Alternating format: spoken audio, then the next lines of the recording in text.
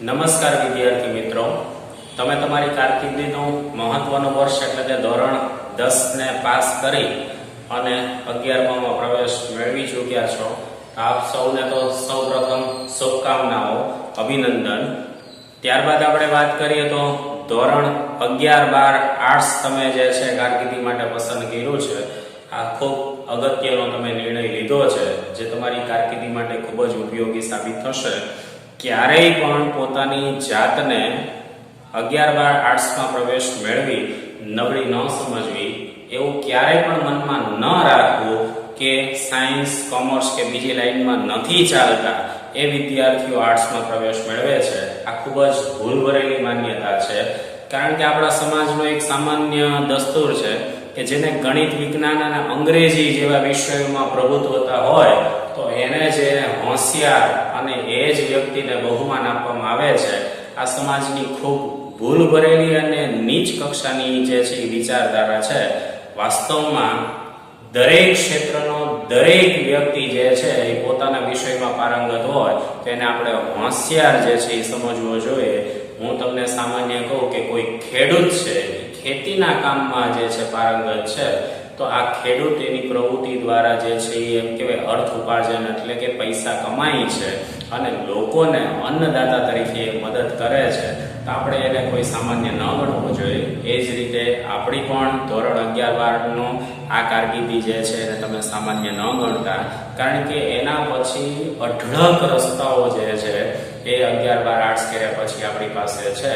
અને અમે તો વર્ષોથી સામાન્ય રીતે જોયું છે કે ઘણા વિદ્યાર્થીઓ સાયન્સમાં અને કોમર્સમાં ને એમાં પોતાનું પ્રભુત્વ નથી સ્થાપી શકતા, અને એવા વિદ્યાર્થીઓ આર્ટ્સમાં જે છે એડમિશન લઈ અને ખૂબ જ પોતાની કારકિર્દી બનાવે છે. ભૂતકાળમાં અમે યાદ કરીએ તો ઘણા એવા સાયન્સના વિદ્યાર્થીઓ છે કે જેણે 11-12 સાયન્સ કર્યા પછી એમ કહેવાય કે ફેલનું રિઝલ્ટ પ્રાપ્ત કરેલું, થોડા નાસીપાત પણ થયેલા, પણ અમારી જેવાના બીજા મિત્રોની મદદથી એ લોકોએ ધોરણ 12 આર્ટ્સ જે છે એની ખાનગી વિદ્યાર્થી તરીકે જે છે પરીક્ષા લીધેલી, અને એ ખાનગી વિદ્યાર્થી તરીકે પરીક્ષામાં એક ખૂબ જ સરસ પરિણામ પ્રાપ્ત કરી. અને આ વિદ્યાર્થીઓની વાત કરીએ તો એ ખાસ કરીને જે છે ટીચર લાઈનમાં, પછી ટૂંકમાં પોલીસ છે, મિલિટરી છે, આવા ઘણા બધા ક્ષેત્રો એવા છે કે જેમાં એણે પોતાની કારકિર્દી બનાવેલી છે અને હાલમાં તે ખૂબ જ પોતે વેલસેટ છે. એટલે ક્યારેય પણ એવો એમ કહેવાય કે ભૂલ ભરેલો ભ્રમ ન રાખો કે 12 આર્ટ્સ 11-12 આર્ટ્સમાં આપણે પ્રવેશ મેળવ્યો છે તો જે ક્યાંય નથી ચાલતા એવા વિદ્યાર્થી આપણે છીએ. આ એક ખોટી માન્યતા છે. અહીં તમે પ્રવેશ મેળવ્યો છે, નિયમિતપણે જો તમારી ટૂંકમાં મહેનત હશે તો ઝળહળતું પરિણામ તમે જે છે પ્રાપ્ત કરી શકશો, અને ત્યારબાદ આગળના ભવિષ્યનો પણ તમે જે છે એમ કહેવાય કે તમારે વિચાર જે છે સાથે કરવો જરૂરી છે. જેમ કે હું તમને કહું કે અત્યારથી જ તમે 2-4 વિષયની તૈયારી જે છે એ સાથે સાથે કરો. જેમ કે હું તમને કહું કે ગુજરાતી વિષયનું જે છે એ પ્રભુત્વ મેળવો. ત્યારબાદ વાત કરીએ તો અંગ્રેજી વિષય જે છે એની થોડી ઘણી તૈયારી સાથે સાથે કરતા જાઓ. રોજનો મહાવરો કરો અને જનરલ નોલેજ જે છે એની પણ તૈયારી કરો. તો જેને કારણે તમે જ્યારે 12 આર્ટ્સને પાસ કરીને આગળ જાઓ છો ત્યારે તમારી પાસે ગવર્મેન્ટ પરીક્ષા પાસ કરી અને ગવર્મેન્ટ જોબના કેટલા બધા ચાન્સીસ રહેલા છે. તેથી તમે અત્યારથી જ એની પ્રિપરેશન જે છે શરૂ કરી લેજો. સારા એવા સાહિત્ય બજારમાં મળતા હોય છે કે જેને ખરીદી અને થોડી રોજનું જે છે રીડિંગ ચાલુ કરી દેજો. અને પહેલી વસ્તુ એ કે ધોરણ 12 આર્ટ્સમાં હોય કે કંઈ પણ ગવર્મેન્ટની એની એક્ઝામ હોય, નિયમિત રીડિંગ એટલે કે વાંચન જરૂરી છે.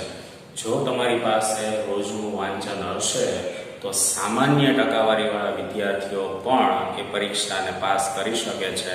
અમે વર્ષોથી આ વસ્તુ જોતા આવીએ છીએ કે 90-95% સાયન્સમાં કે બીજા કોઈમાં પ્રાપ્ત કરેલા વિદ્યાર્થીઓ જે છે એ પોતાની કારકિર્દીને યોગ્ય નથી બનાવી શક્યા, પણ એક સામાન્ય 40-50% અને આર્ટ્સ જે એમ કહેવાય કે 12 આર્ટ્સની એક્ઝામ પાસ કરી અને સામાન્ય રોજના જે છે નિયમિત રીડિંગથી જે છે એ પોતે જીપીએસસી અને એ યુપીએસસી લેવલની પણ પરીક્ષાઓ પાસ કરેલી છે એવા અનેક ઉદાહરણો જે છે રહેલા છે. એટલે જ તમને કહું છું કે તમે આ સામાન્ય બાબત ન ગણતા ખાસ કરીને રોજનું રીડિંગ જે છે એ ધ્યાને લેજો. હવે આપણે વિષય ઉપર જઈએ તો આજે આપણે તર્કશાસ્ત્રનો અભ્યાસ શરૂ કરશું. તર્કશાસ્ત્ર જે છે જેને ટૂંકમાં લોજિક પણ કહેવાય છે, આપણું પુસ્તક જે છે એનું નામ છે તત્વજ્ઞાન, અને આ તત્વજ્ઞાન બે વિષયો ઉપર વહેંચાયેલું છે, પ્રાચીન અને અર્વાચીન.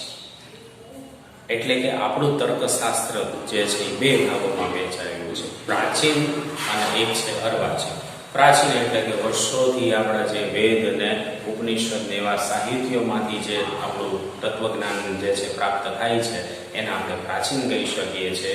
અને હાલમાં એરિસ્ટોટલ ને પ્લુટો અને સોક્રેટિસ એ બધા જે તર્કશાસ્ત્રીઓએ જે રચેલું છે જેને આપણે અર્વાચીન કહી શકીએ છીએ. તો આ તર્કશાસ્ત્ર આપણા વિષયમાં પણ વહેંચાયેલું છે. મતલબ આપણો વિષય બે ભાગમાં જોવા મળશે.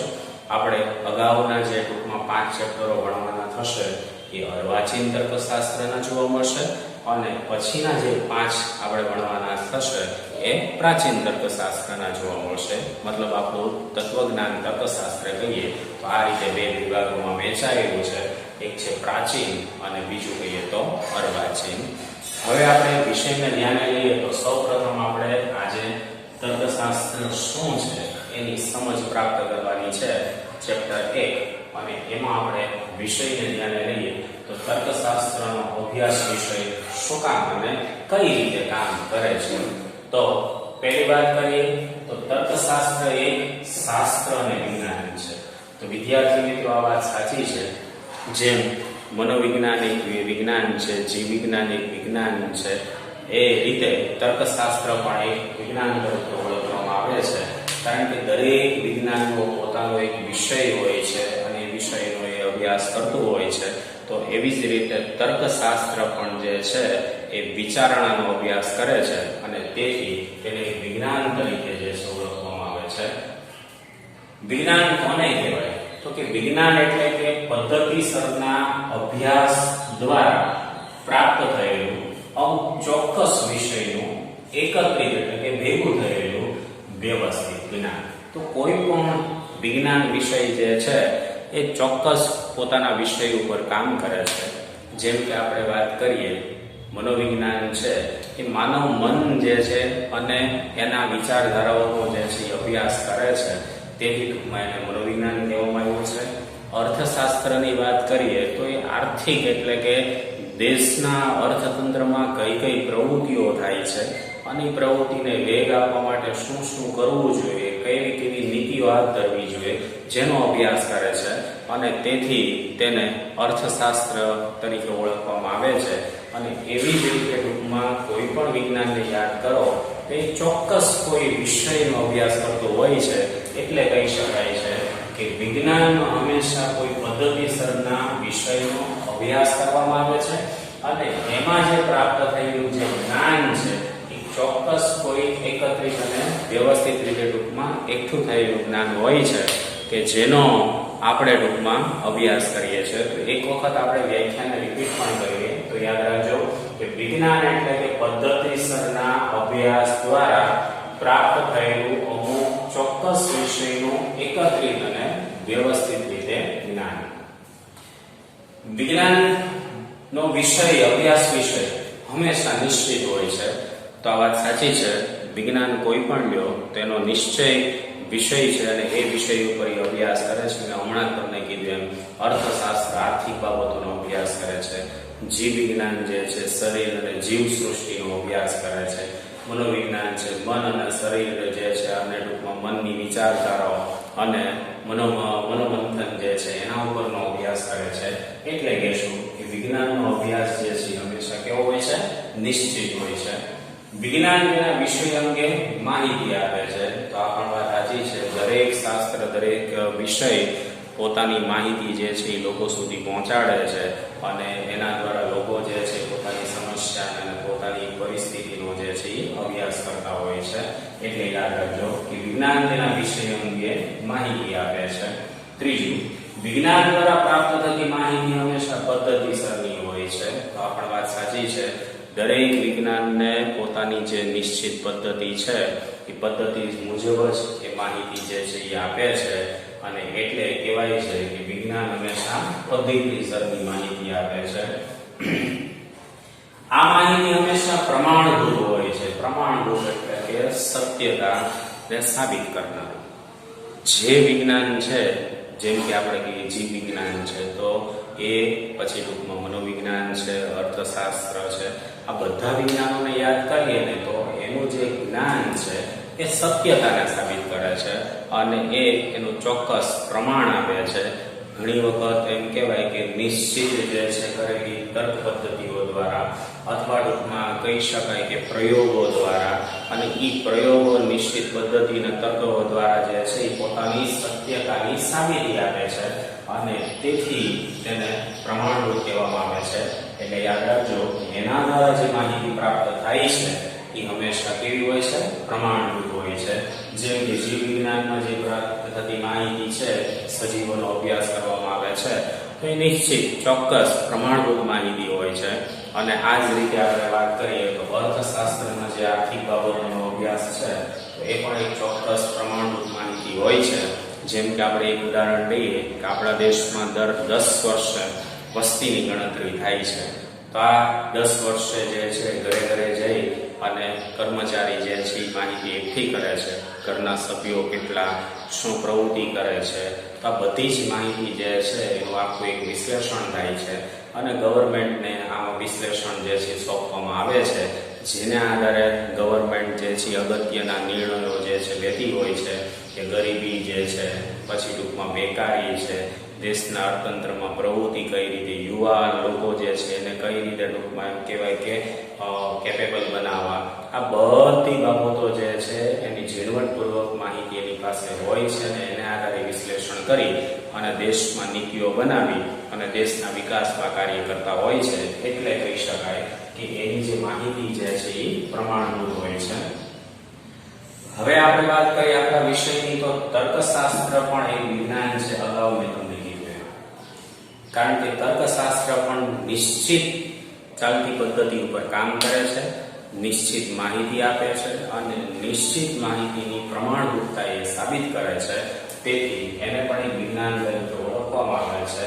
જે તાર્કિક વિચારોનો પદ્ધતિસર અભ્યાસ કરવામાં આવે છે, તો એને તર્કશાસ્ત્ર તરીકે ઓળખવામાં આવે છે. એટલે મતલબ જે કાંઈ આપણે મનમાં ચાલતી વિચારધારાઓ છે, આ વિચારધારાઓમાં શું કરવું, શું ન કરવું, કોની સાથે રહેવું, કોની સાથે ન કરવું, કઈ રીતે ટૂંકમાં જીવનમાં આગળ વધવું, તો આ બધી બાબતોનો આપણા વિચારો ચાલતા હોય છે, અને એ તાર્કિક વિચારો જે છે એનું યોગ્ય જે ટૂંકમાં એમ કહેવાય કે વ્યવસ્થિત રજૂઆત કરી એને તર્કશાસ્ત્ર તરીકે ઓળખવામાં આવે છે. તો યાદ રાખજો, તાર્કિક વિચારોના પદ્ધતિસરના અભ્યાસને તર્કશાસ્ત્ર તરીકે ઓળખવામાં આવે છે. આપણે એના અર્થને ધ્યાને લઈએ તો તર્કશાસ્ત્ર માટે અંગ્રેજી શબ્દ લોજિક વપરાય છે. લોજિકનો મતલબ જ થાય છે વિચાર, તર્ક.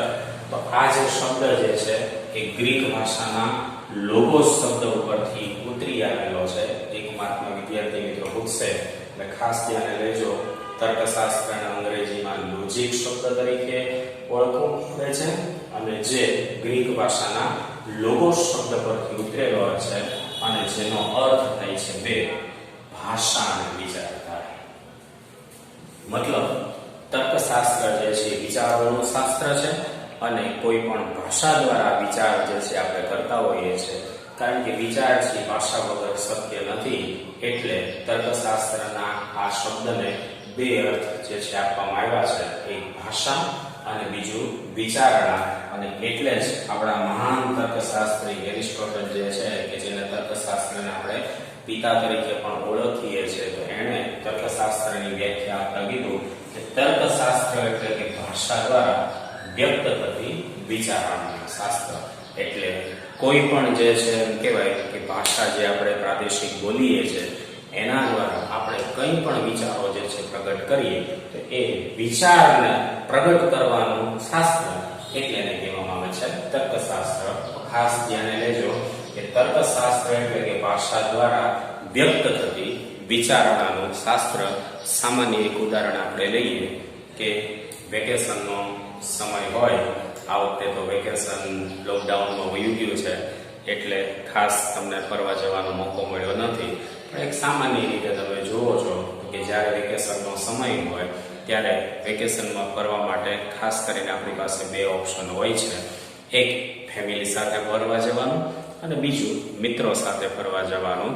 તો આપણી પાસે બંને વિકલ્પો એક સાથે ઊભા હોય છે અને એ સમયે આપણે બંનેમાંથી કયો સારો વિકલ્પ છે અને કયો શ્રેષ્ઠ વિકલ્પ છે એ એક જ પસંદ કરવાનો હોય. કારણ કે દરેક વિદ્યાર્થીને મનમાં એવો વિચાર આવતો હશે કે મને તો બે વિકલ્પ ગમે અને હું બંને પસંદ કરી લઉં. પણ વાસ્તવમાં જ્યારે આપણે એક જ વિકલ્પ પસંદ કરવાનો હોય એટલે કે મિત્રો સાથે અથવા ફેમિલી સાથે ફરવા જવાનું હોય તો ત્યારે આપણે વિચાર કરતા હોઈએ છીએ. જેમ કે આપણે બે ચાર મનોમંથનના વિચારોને યાદ કરીએ તો એક સામાન્ય વિચાર એવો આવે કે મિત્રો સાથે જશો તો આપણને ફ્રી વાતાવરણ મળશે, કોઈ રોકટોક, કોઈ આપણા ઉપર દબાણ નહીં હોય અને ફ્રીથી આપણે ફરી શકીશું. અને આ જ વસ્તુ જો આપણે એમ કહેવાય ફેમિલી સાથે જશું તો આપણે પકડાયેલા રહેશું, આપણને ફ્રી વાતાવરણ નહીં મળે. પરંતુ પાછો એમાં બીજો વિચાર આપણને ઉદ્ભવે કે જો મિત્રો સાથે જશું તો ખર્ચ બધો આપણે કરવો પડશે, ફેમિલી જે છે સાથે જશું તો ખર્ચ આપણા ઉપર આવતો નથી. અને ત્રીજી વસ્તુ મહત્વની એ છે કે ફેમિલી સાથે જવામાં આપણી સુરક્ષા વધુ છે, એ જ વસ્તુ મિત્ર સાથે જવામાં આપણી સુરક્ષા નથી. તો આવા અનેક આપણને વિચારો ઉદ્ભવે કે કયા કાર્ય માટે શું કરવું, શું ન કરવું, કયો શ્રેષ્ઠ વિકલ્પ છે ને કયો જે વિકલ્પ છે છોડવા જેવો છે. તો એવા અનેક વિચારો જે કરીએ છીએ એ વિચારોને જ તર્કશાસ્ત્ર તરીકે ઓળખવામાં આવે છે. એટલે જ કહેશું કે તર્કશાસ્ત્ર એટલે યાદ રાખજો વિચારોનું શાસ્ત્ર. આપણે આ ચેપ્ટરમાં અત્યારે પ્રાસ્તાવિકવાદ ભણીએ છીએ. આગળ જતા આ ચેપ્ટર બહુ સરસ મજાનું છે કારણ કે આમાં સામાન્ય રીતે થિયરી કરતા તર્કની જે છે સમજૂતી છે. અને બીજી વસ્તુ એ કે આપણો આ જે વિષય છે તર્કશાસ્ત્ર એ ધોરણ 12માં એને સ્કોરિંગ વિષય કહેવાય છે. એમાં ગાણિતિક બાબતો આવે છે પણ ગાણિતિક બાબતોથી ગભરાવું નહીં, એવો ડર ન રાખો કે ગણિત એટલે ટૂંકમાં એમ કહેવાય કે આપણને માર્ક ઓછા આવશે. પણ આ ગાણિતિક બાબત જે છે એ તર્ક વિચાર સાથે જોડાયેલી છે જે ખૂબ જ મજા આવે છે અને તમને ખૂબ જ ટૂંકમાં એમ કહેવાય કે આમાં સારા માર્ક પ્રાપ્ત થાય છે. સામાન્ય વિદ્યાર્થીઓ પણ અમે જોયેલા છે કે આ વિષયમાં જે છે 90, 95 અને ઘણી વખત 98, 99 અને 100 માર્ક લઈ આવે છે. એટલે આ વિષય એટલો સરસ મજાનો છે જેમાં મેં તમને કીધું એમ કે તમને ઓછી મહેનત અને ટૂંકમાં જો નિયમિત મહેનત કરશો તો ખૂબ બોર્ડમાં જે છે સારું પરિણામ પ્રાપ્ત કરવામાં મદદ કરશે. હવે આપણે જે છે ટૂંકમાં એમ કહેવાય કે સામાન્ય આ ટોપિક ઉપર જોઈએ તો તર્કશાસ્ત્ર એટલે વિચારણાનું શાસ્ત્ર. કોઈ પણ વિષય છે એનો પદ્ધતિસરનો વિચાર કરવામાં આવે તો એને તર્કશાસ્ત્ર તરીકે ઓળખવામાં આવે છે. હવે પછીના બીજા લેક્ચરમાં આપણે આગળની માહિતી જોશું. અસ્તુ.